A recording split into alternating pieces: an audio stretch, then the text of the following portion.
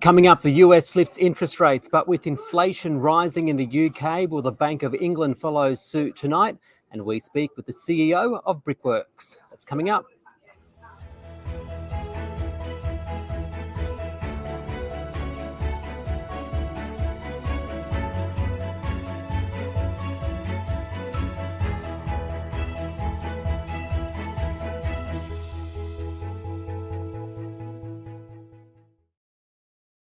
It is your daily 10-minute business and finance news wrap for this Thursday, the 23rd of March, 2023. Later, we'll talk about that decision by the US Federal Reserve to lift official interest rates by 25 basis points to 5%. Where to next? But first, to Australia's housing industry, and Brickworks says housing costs will remain high, among other things, because of a shortage of labour. It comes as it posted a $410 million half-year underlying profit. For more, I spoke with its CEO, Lindsay Partridge. Lindsay, can we start with what everyone's talking about, and that's inflation? How is it hitting your business, both on the cost side and demand side? Well, the biggest increase that we've had this year has been electricity. It's up a neat 100% on this time last year. So that's a pretty solid increase when you're a manufacturer. But the other thing that's affecting us is the shortage of trades. You know, electricians that we had on our books at $30, $35 an hour. You know, we've got to get contractors in at $90 an hour. So that's a massive problem for us. But what's even worse is that we can't often get them even at $90 an hour. So that's going to be a real problem going forward. We can't maintain all of our plants at the level we'd like. So what's the outcome of those skill shortages, I guess?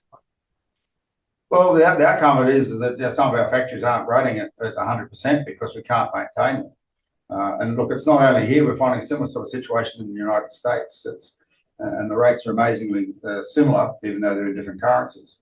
So there's a general shortage worldwide of skilled labour. And how is that being passed on to the consumer then? Well, it's got to come through in increased prices. I mean, we had 9% last year. We're putting through a 7% price rise at the moment. It's the only way that we can recover those sort of costs. Is it easing at any pace at all? Well, it's not easing really at the moment, but I think, you know, as the year wears on, that we're going to see that it'll ease up a little bit as construction slows down. And, you know, maybe a few companies decide that it's all too hard. They'll sort of release people to go and work for other companies. But at the moment, it's very tight. It's not much use immigrating doctors and nurses and teachers and whatever if they've got nowhere to live. So we really need to be immigrating, you know, electricians, fitters, bricklayers, carpenters. You've obviously got a unique perspective on the housing market. The RBA said it's considering a pause in lifting interest rates in April. One, how has rising interest rates impacted your business and demand? And two, given what you're seeing, what should the RBA do in April? Well, because of the pipeline of work, it hasn't really affected our demand. Our demand today is as strong as it was 12 months ago.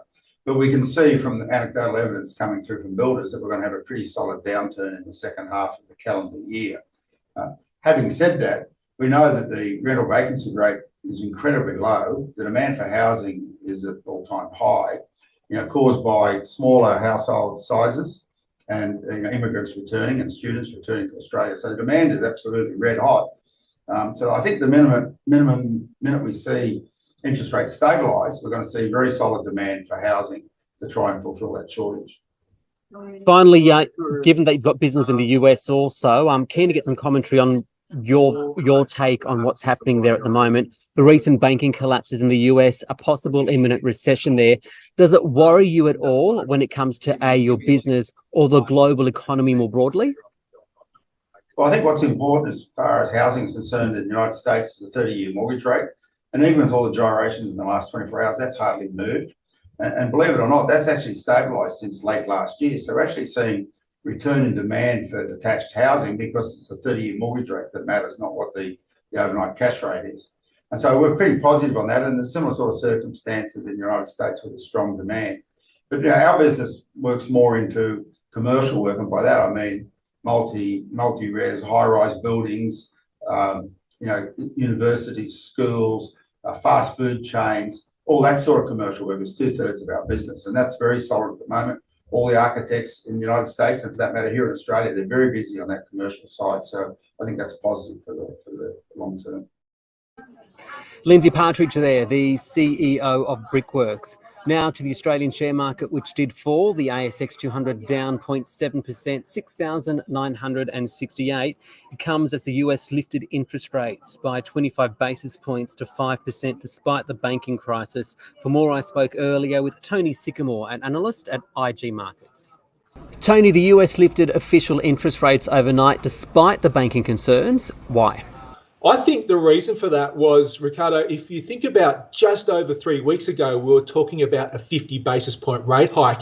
And if the Fed all of a sudden came out after the events of the past fortnight with regards to the banking crisis, it would have sent the market a very bad message that potentially there was something else out there which the market wasn't aware of. So 25 basis points seemed to be the sensible course of action in this case. Is it still worried about inflation? Absolutely. Inflation's proving to be stickier than expected. We saw that in the UK overnight. But in the US, we have some important inflation data coming out on Friday night. But yeah, look, inflation's been stickier than expected. And although the rate hike was probably considered to be dovish relative to expectations, as we mentioned at the start of March, it also did contain some commentary that they were going to continue their fight against inflation. So there's certainly a concern there about inflation, which puts the Fed in a bit of a difficult spot. We know there's a banking crisis and also this high inflation continues. So what does that mean for ongoing rate rises? Well, I think what it means is that potentially we have one more rate rise if things don't filter through over the next month and a half. However, the market is now looking towards rate cuts in the US. And in fact, if we look towards early January 2024, there is now 100 basis points of rate cuts priced into the US rates market there. So looking for cuts in the US and also here in Australia. Okay, so we know that the US Fed was lifting at one stage by 75 basis points and moved down at 50. Now it's at 25. So what we're seeing is this slowdown in terms of rate rises in the US. Is it likely to happen anywhere else, in particular in the UK, where the Bank of England is meeting tonight? But inflation's still a really big concern there, isn't it? A massive concern in the UK. Overnight, we saw inflation numbers for February print at 10.4%, so back above 10%. The market was looking for a rise there of around 9.9%. But what that does is it guarantees that the Bank of England, when it meets tonight, will raise interest rates by 25 basis points, taking their cash rate up to 4.25%. And it also opens up the idea that we're going to get a follow-up rate hike in May of another 25 basis points there as well. How has all of this influenced the Australian share market? Yeah, it's been a very rocky road for the ASX 200 this morning. Obviously had a great day yesterday, but it's given back all that and a little bit more today, trading down about 0.75%. The IT sector and the materials sector are providing the main drag out there on the ASX 200 today. So putting all of this together, what does it mean now for interest rates locally? What's the market pricing in?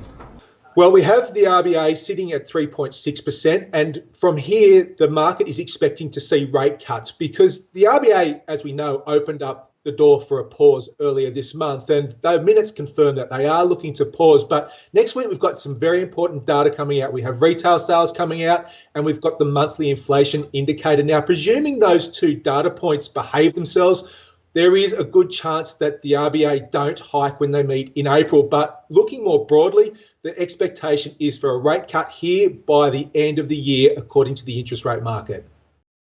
Tony Sycamore there from IG Markets. This SBS On The Money stream is provided for informational purposes only. The content in this stream should not be understood as constituting advice or a recommendation. It is not personal advice and it does not consider your personal circumstances or objectives. You should contact a licensed professional before making any financial